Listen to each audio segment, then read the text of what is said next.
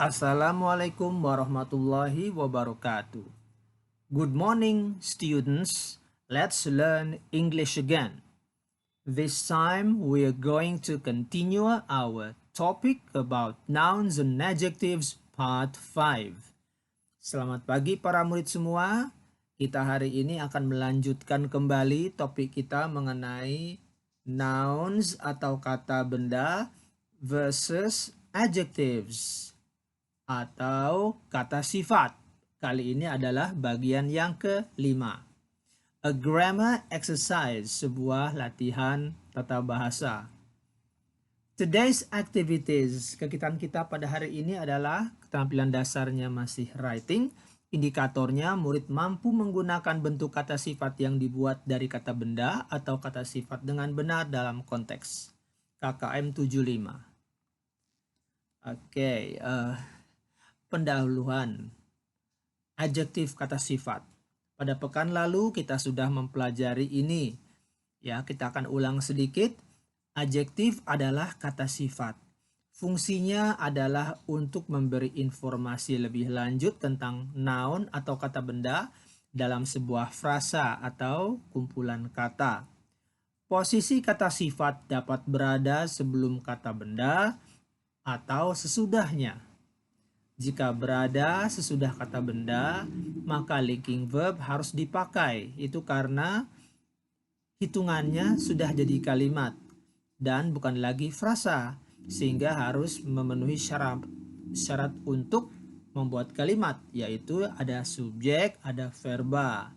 Contoh, that house, rumah itu, tidak ada info lain. That big house, ada tambahan info, ukurannya besar. Nah, kalau naruh big-nya setelah house, gunakan is. That house is big. That house sama dengan it, is adalah linking verb-nya. Oke, kita akan mulai mempelajari mengenai bentuk kepunyaan ya, adjektif kata sifatnya. Kita lihat bentuk posesif dapat berfungsi sebagai kata sifat ataupun sebagai kata ganti orang, dan berfungsi untuk memberi informasi tentang kepemilikan. Contoh, book, tidak ada info lain. Her book, ada tambahan info, yaitu kepunyaan dia, perempuan. This book is hers, buku ini adalah miliknya. This book sama dengan it, is adalah linking verbnya. Kata her dapat diganti dengan nama orang yang jelas. Jika itu dilakukan, maka apostrophe s harus dipakai. Contoh, Rita's book. Ada tambahan info, kepunyaan Rita. This book is Rita's. This book sama dengan it, is adalah linking verb. Ya, di sini kita lihat pendahuluan apostrophe s. Kita lihat yang kalimat A. His book is new. Yang bagian B, and this book is new. Kalimat C, James's book is new. Kalimat D, James's book is new. Kalimat yang E, that boy's book is new. Kemudian ada kalimat F, their books are new. Kemudian kalimat yang G, those boys' book are new. Those boys' books are new. Itu ya, beda dengan yang di atasnya. Berikutnya kita lihat lagi, those children's books are new. Kemudian yang kalimat yang I, ini juga beda. James's and Andy's books are new.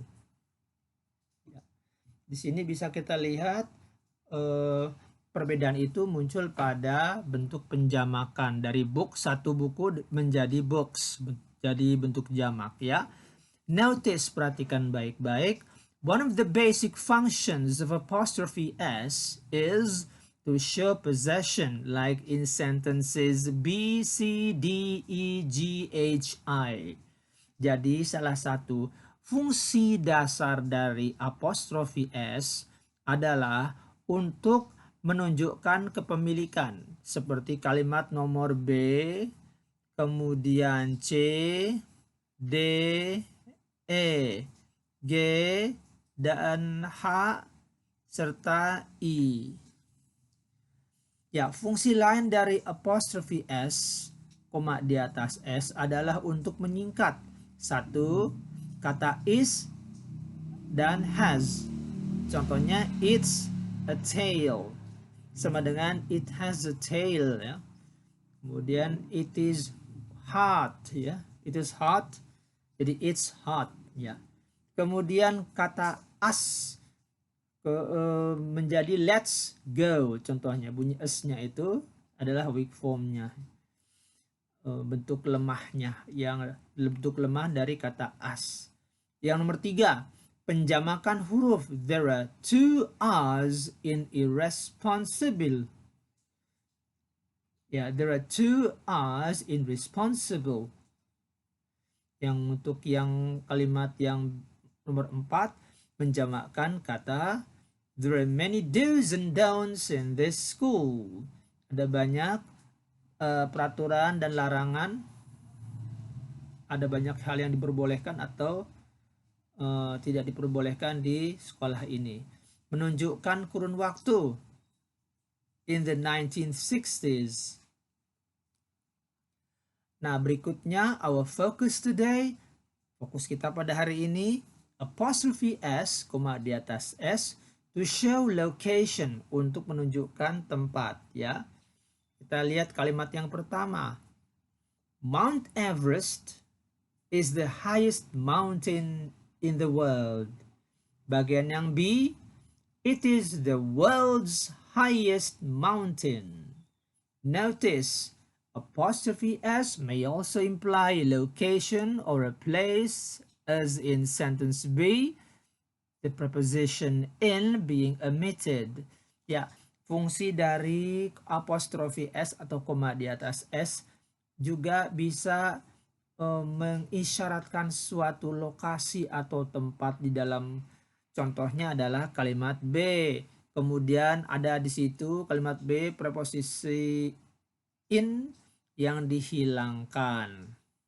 Untuk yang kedua, there's no difference between sentence A and sentence B in meaning. Untuk yang kalimat A dan B ini tidak ada perbedaannya.